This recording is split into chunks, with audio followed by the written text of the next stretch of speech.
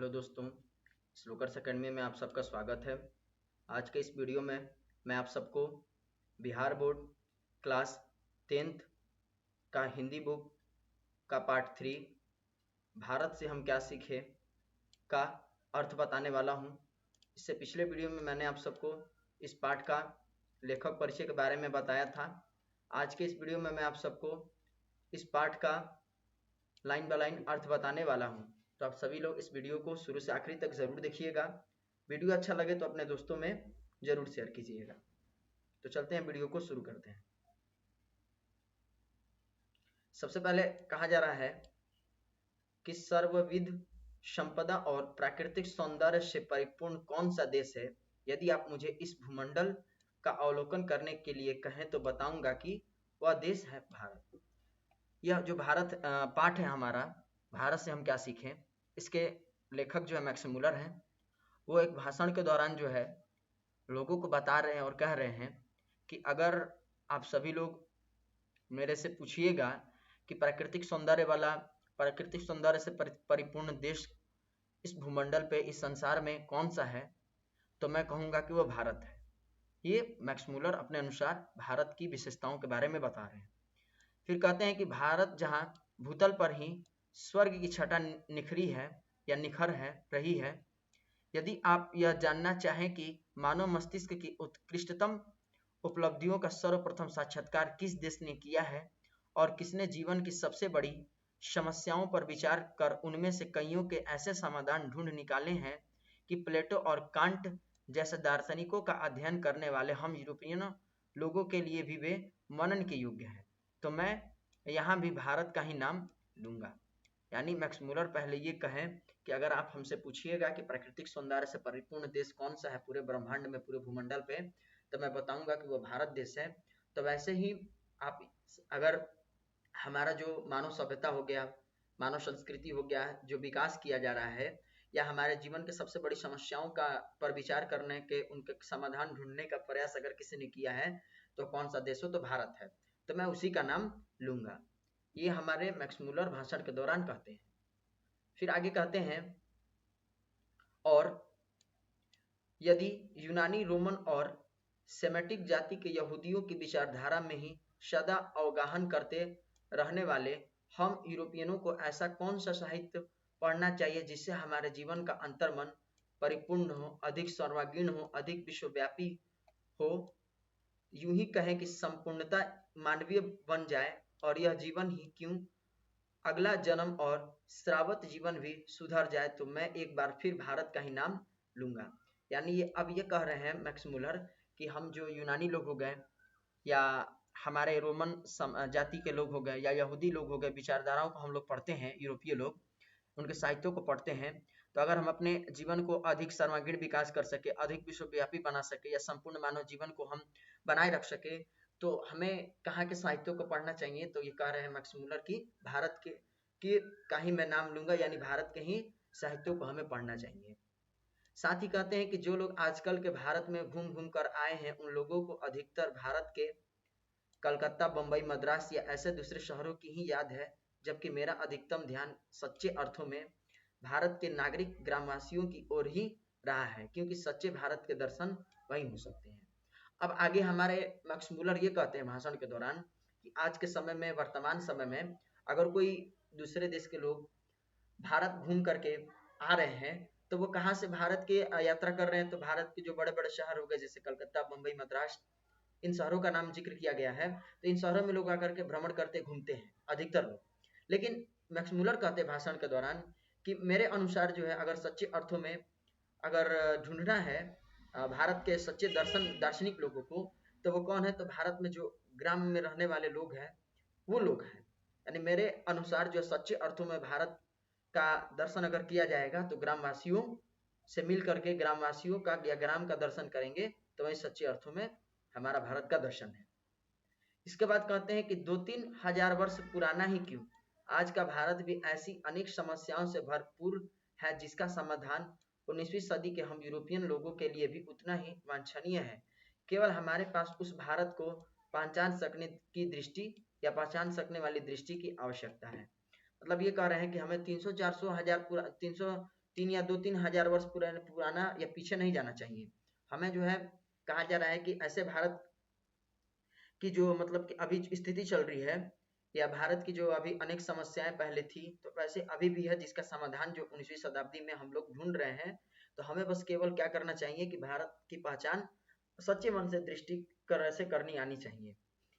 साथ ही कहा जा रहा है कि यदि आपकी अभिरुचि की पेठ किसी विशेष क्षेत्र में है तो उसके विकास और पोषण के लिए आपको भारत में पर्याप्त अवसर मिलेगा। यदि आपने उन बड़ी बड़ी समस्याओं में रुचि ली हो जिनके बारे में अपने यहाँ के श्रेष्ठमान विचारक सोच विचार किया करते हैं, तो आपको अपने भारत प्रवास को ज्ञान विज्ञान के क्षेत्र में या क्षेत्र से निर्वासन समझ लेने की कोई आवश्यकता नहीं है। यदि आप भूविज्ञान में रुचि रखे हैं तो हिमालय से श्रीलंका तक का विशाल भूप्रदेश आपकी प्रतीक्षा कर रहा है। मतलब ये भी कहा जा रहा है हमारे देश के बारे में मैक्स मुलर के द्वारा कि अगर आपको ज्ञान विज्ञान या अपने मतलब कि भारत में जो प्रवासी क्षेत्र है उन सभी का अगर समझ रखना है, तो आप ये मत सोचिए कि हमें या अन्य और कोई देशों में जाना चाहिए। अगर हमें रहना है तो हम अपने भारत देश में ही रह के भ्रमण कर सकते हैं। आगे क्या कहा जा रहा है इस पे हम लोग आगे चर्चा करेंगे। आगे कहा जा रहा है कि यदि आप वनस्पति जगत में विचरण चाहते हैं तो भारत एक ऐसी फुलवारी है जो हरकस जैसे अनेक वनस्पति वैज्ञानिकों को अनायास ही अपनी ओर आकृष्ट कर लिया है। यानी यहाँ पे मैक्स मुलर जो है हमारे यहाँ के वनस्पति की विशेषता भी बता रहे हैं, कह रहे हैं कि यदि आपको वनस्पति जगत में विचार करना है तो हमारे यहाँ भारत में आकर के हमारे भारत के जो वन हो गए, वन क्षेत्र हो गए, उनका भ्रमण कीजिए। जिससे कहा जा रहा है कि हकर्स नाम करके एक वैज्ञानिक थे, वनस्पति वैज्ञानिक, वो भी आकर्षित होगा और भारत में आकर के कई सारे वनस्पति जगत में खोजे किए, विचार किए। साथ ही कहा जा रहा है कि यदि आपकी रुचि जीव जंतुओं के अध्ययन में है तो आपका ध्यान भी हेकल की ओर अवश्य होगा, जो इन दिनों भारत के कांतारों की छानबीन के साथ ही भारतीय समुद्र तट से मोती भी बीन रहे हैं। भारत का यह निवास काल उनके जीवन में सबसे सुनहले सपने की को ही साकारता है, यह साकार जैसी है। आगे कहा जा रहा है कि यदि आप निर्वंश विद्या में अभिरुचि रखते हैं तो भारत आपको एक जीता जागता संग्रहालय ही लगेगा। इसके बाद कहा जा रहा है कि यदि आप पुरातन या पुरातत्व प्रेमी हैं, हमें कहा जा रहा है कि जैसे वनस्पति के बारे में बताया गया वैसे अब पुरातत्व प्रेमी को कहा जा रहा है कि यदि आप पुरातत्व प्रेमी हैं और यदि आपने यहाँ रहते हुए पुरातत्व के उत्खनन के द्वारा एक प्राचीन चाकू या चकमक या किसी प्राणी का कोई भाग ढूंढ निकालने के आनंद का अनुभव किया हो तो आपको जनरल कनिंघम की भारतीय पुरातत्व सर्वेक्षण की वार्षिक रिपोर्ट पढ़ लेनी चाहिए और तब भारत के बौद्ध सम्राटों के द्वारा निर्मित नालंदा जैसे या निर्मित नालंदा विश्वविद्यालय अथवा बिहारों के ध्वंसावशेषों को खोद निकालने के लिए आपका फावड़ा आतुर हो उठेगा। मतलब मैक्स मुलर ये भी कह रहे हैं कि जैसे अगर आप पुरातत्व के बारे में जानना चाहते हैं, पुरातत्व प्रेमी हैं, अतीत की जो चीजें हैं उसको फिर से उजागर करना चाहते हैं, तो आप जनरल अलेक्जेंडर कनिंघम जो भारतीय पुरातत्व सर्वेक्षण थे उनके रिपोर्ट को पढ़ लीजिए, जिससे आपके मन में रुचि जगने लगेगी कि जो भारत में बौद्ध धर्म या बौद्ध सम्राट जो थे उन्होंने जो नालंदा विश्वविद्यालय की स्थापना की, तो उसको मतलब कि जानने के लिए आप आतुर हो जाएंगे, बेचैन हो जाएंगे। साथ ही आगे कहा जा रहा है, आगे हम लोग चर्चा करेंगे, यदि आपके मन में पुराने सिक्कों के लिए लगाव है तो भारत भूमि में ईरानी, कैरियन, थेरेसियन या पार्थियन, यूनानी, मैकेडोनियन, शार्को, रोम और मुस्लिम शासकों के सिक्के प्रचुर परिणाम में उपलब्ध होंगे। अब भाषण के दौरान मैक्स मुलर ये भी कह रहे हैं कि अगर आपको पुराने सिक्के में लगा होगा, पुराने यानी कि हम सभी जो है पुराने सिक्के के पहले के समय में जो भी मुस्लिम शासक हुए भारत में या अन्य और शासक लोग आए तो सिक्कों का प्रचलन करवाते थे, तो उन्हीं सिक्कों के बारे में कहा जा रहा है कि अगर आप पुराने सिक्कों के लगाव रखते हैं तो आप सभी इन सिक्कों के परिणाम को जान सकते हैं, ये सभी परिणाम उपलब्ध हैं। उदाहरण के तौर पे कहा जा रहा है कि जब वारेन हेस्टिंगस कौन थे, तो भारत के प्रथम गवर्नर जनरल थे। तो कहा जा रहा है कि वारेन हेस्टिंगस भारत का गवर्नर जनरल जब थे या था, तब वाराणसी के पास उसे 172 दारिश नामक सोने के सिक्के से भरा एक घड़ा मिला था। इसको आप सभी लोग याद रखिएगा, बहुत इंपॉर्टेंट ऑब्जेक्टिव है कि वारेन हेस्टिंग्स को जब ये गवर्नर जनरल बने थे तो इनको वाराणसी के पास जो है 172 दारिस नामक सोने का सिक्का मिला था। आप सभी लोग इसको याद रखिएगा जरूर, 172 दारिस नामक सोने का सिक्का इन्हें मिला था। आगे कहा जा रहा है कि वारेन हेस्टिंग्स ने अपने मालिक ईस्ट इंडिया कंपनी के निदेशक मंडल की सेवा में सोने के सिक्के यह समझकर भिजवा दिए कि यह एक ऐसी उपहार होगा जिसकी गणना उसके द्वारा प्रेषित सर्वोत्तम दुर्लभ वस्तुओं में की जाएगी। अब इसने वारेन हेस्टिंग्स ने क्या किया कि जब इसको सिक्का मिला तो सिक्का तो ठीक है मिला इसको, लेकिन इसने क्या किया कि ईस्ट इंडिया कंपनी के निर्देशक में जो है इसको सौंप दिया, मतलब वहां भिजवा दिया ये। ठीक, उसके बाद फिर क्या होता है, तो आगे कहा जा रहा है कि जब ये सोना का सिक्का भिजवा दिया, अपने ईस्ट इंडिया कंपनियों के पास सौंप दिया, तो क्या होता है कि और इस प्रकार वह स्वयं को अपने मालिकों की दृष्टि में एक महान उदार व्यक्तित्व प्रमाणित कर देगा। किंतु उन दुर्लभ प्राचीन स्वर्ण मुद्राओं की यही नीति थी कि कंपनी के निदेशक उनका ऐतिहासिक महत्व समझ ही न पाए और उन्होंने उन मुद्राओं को गला डाला। जब वारेन हेस्टिंग्स इंग्लैंड लौटा तो वे स्वर्ण मुद्राएं नष्ट हो चुकी थी। अब यह आप लोगों पर निर्भर करता है कि आप ऐसे दुर्भाग्यपूर्ण घटनाएं भविष्य में कभी न होने देंगे। कहने का मतलब यह हुआ कि वारेन हेस्टिंग्स सोने का सिक्का जो है ईस्ट इंडिया कंपनी के सेवकों अधिकारियों को दे दिया, तो उस सोचा कि अब इसको हमारे प्राचीन धरोहर के रूप में मान के रखेंगे और हमको जो महान उदार व्यक्ति समझा जाएगा वहां पे। लेकिन वहां के लोग इस स्वर्ण मुद्राओं के महत्व को नहीं समझ पाए और इसको गला दिए। लेकिन जब वो वहां पहुंचा तो देखा कि लो सब तो मुद्राएं नष्ट हो चुकी हैं। तो ऐसा ही हमसे मैक्स मुलर के द्वारा कहा जा रहा है कि आप भविष्य में ऐसी घटनाएं होने नहीं देंगे, क्योंकि ये प्राचीन चीजें हैं, दोबारा हमें मिलेंगी नहीं, तो इसको हमें संभाल के और बचा के रखना है। साथ ही आगे कहा जा रहा है कि देवत्व विज्ञान पर भारत के प्राचीन वैदिक देवत्व विज्ञान के कारण जो नया प्रकाश पड़ा है, उसके फलस्वरूप संपूर्ण देवत्व विज्ञान को नया स्वरूप प्राप्त हो गया है।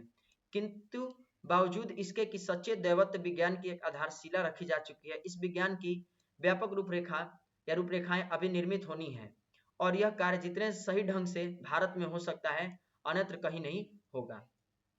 साथ ही आगे कहा जा रहा है कि नीति कथाओं के अध्ययन क्षेत्र में कभी भारत के कारण नवजीवन का संचार हो चुका है, क्योंकि भारत के कारण ही समय समय पर नानाविध साधनों और मार्गों के द्वारा अनेक नीति कथाएं पूर्व से पश्चिम की ओर आती रही हैं।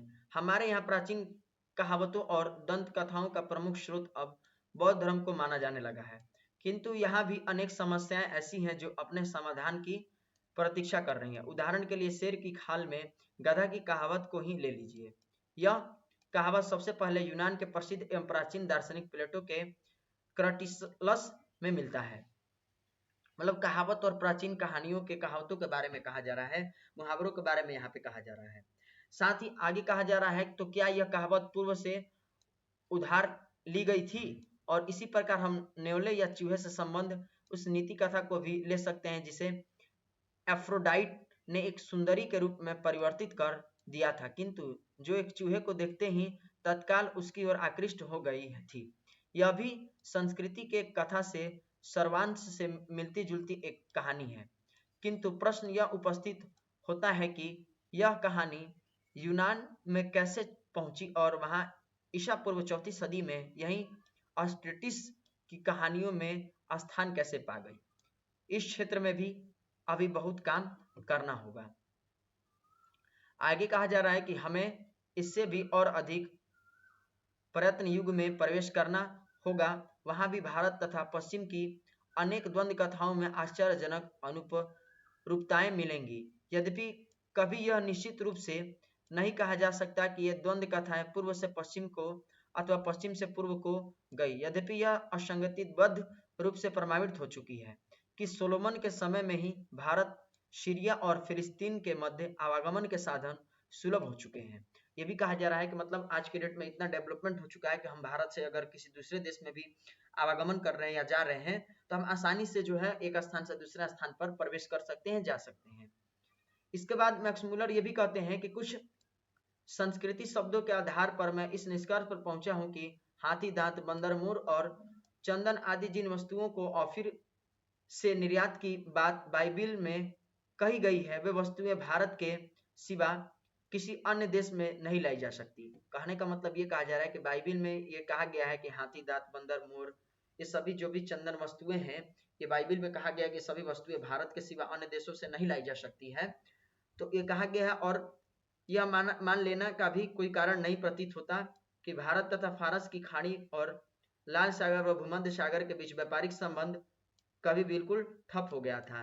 यहाँ तक कि शाहनामा के रचनाकाल 10वीं से 11वीं सदी में भी भारत के साथ यूरोप के ये व्यापारिक संबंध बंद नहीं हुए थे। कहने का मतलब यह हुआ था कि शाहनामा का जब रचना हुआ था 10वीं से 11वीं शताब्दी में, तो उस समय भी कहा जा रहा है कि शाहनामा के रचना काल में भी जो है बंद नहीं हुआ था, यानी भारत का जो व्यापार था या व्यापारिक संबंध था यूरोप के साथ, वो बंद नहीं हुआ था, वो चलते आ रहा था। आगे कहा जा रहा है कि आप में से कईयों ने भाषाओं का ही नहीं, भाषा विज्ञान का भी अध्ययन किया होगा। तो आपको क्या भारत से बढ़कर दूसरा कोई देश दिखाई देता है जहां केवल शब्दों का ही नहीं बल्कि व्याकरणात्मक तत्वों के विकास और क्षय से संबंधित भाषा वैज्ञानिक समस्याओं के अध्ययन का महत्वपूर्ण अवसर प्राप्त हो सके? वहां आपको आर्य, द्रविड़ और मुंडा जैसी अनेक भारतवासी जातियों की बोलचाल की भाषाओं का ही नहीं अपितु उनके साथ यूनानी, पूची, हुड़, अरब, ईरानी और मुगल आक्रमणकारियों व विजेताओं की भाषाओं के सम्मिश्रण की अत्यंत रोचक भाषा वैज्ञानिक समस्याओं के अध्ययन का भी सुयोग प्राप्त हो सकता है। कहने का मतलब मैक्स मुलर अपने भाषण के दौरान ये भी कह रहे हैं कि हम में से, आप में से कई लोग ऐसे होंगे जो भाषा विज्ञान का अध्ययन किए होंगे, भाषा के बारे में जानते होंगे। तो क्या वो कहते हैं कि भारत को छोड़ करके या भारत से बढ़ करके कोई दूसरा देश होगा जहां पर के मतलब कि शब्दों के अलावा जो है कई व्याकरण तत्वों का विकास हुआ है, कई अलग अलग तरीके के भाषाओं का प्रयोग किया जाता है, तो क्या भारत के छोड़ करके कोई ऐसा देश आपको मिला है? ये हमसे कहा जा रहा है। साथ ही आगे कहा जा रहा है कि यदि आप विधि शास्त्र या कानून के विद्यार्थी हैं तो आपको विधि संहिताओं के एक ऐसे इतिहास की जांच पड़ताल का अवसर मिलेगा जो यूनान, रोम या जर्मनी के ज्ञात विधि शास्त्रों के इतिहास से सर्वथा भिन्न होते हुए भी इनके साथ समानताओं और विभिन्नताओं के कारण विधि शास्त्र के किसी भी विद्यार्थियों के लिए उपयोगी सिद्ध हो सकता है। उदाहरण के लिए है धर्म सूत्रों या समयाचारिक सूत्रों को ही ले लें। ये धर्म सूत्र मानव धर्मशास्त्र जैसे परिवर्तित विधि ग्रंथों की आधारभूत सामग्री उपलब्ध कराते हैं। ये कहा जा रहा है यहाँ पे हमारे विधि शास्त्र कानून के बारे में कि जो भी विद्यार्थी हैं विधि शास्त्र या कानून के बारे में ज्ञान रख रहे हैं या इतिहास की जांच पड़ताल करना चाहते हैं, तो यूनान हो गया, भारत हो गया, जर्मनी हो गया, तो उनके कई तरीके के मतलब कि विधि शास्त्रों के इतिहास हो गए, उन सभी का मिश्रण जो है या उनमें सभी समानताएं जो है देखने को मिलता है। तो विद्यार्थियों को इन सभी का उपयोग करके उन्हें सिद्ध करना चाहिए। ये बातें कही गई हैं। तो आज के लिए हम लोग इतना ही अर्थ को समझते हैं। नेक्स्ट वीडियो में मैं इसके आगे का आप सभी को अर्थ बताऊंगा। अगर आप सभी को यह वीडियो अच्छा लगा हो तो अपने दोस्तों में जरूर शेयर कीजिएगा, और अगर आप सभी हमारे चैनल पर नए हैं तो हमारे चैनल को सब्सक्राइब कर लीजिए, साथ ही बेल आइकन को प्रेस कर दीजिएगा ताकि हमारी नई नई वीडियो का अपडेट आप तक पहले पहुंच सके। धन्यवाद।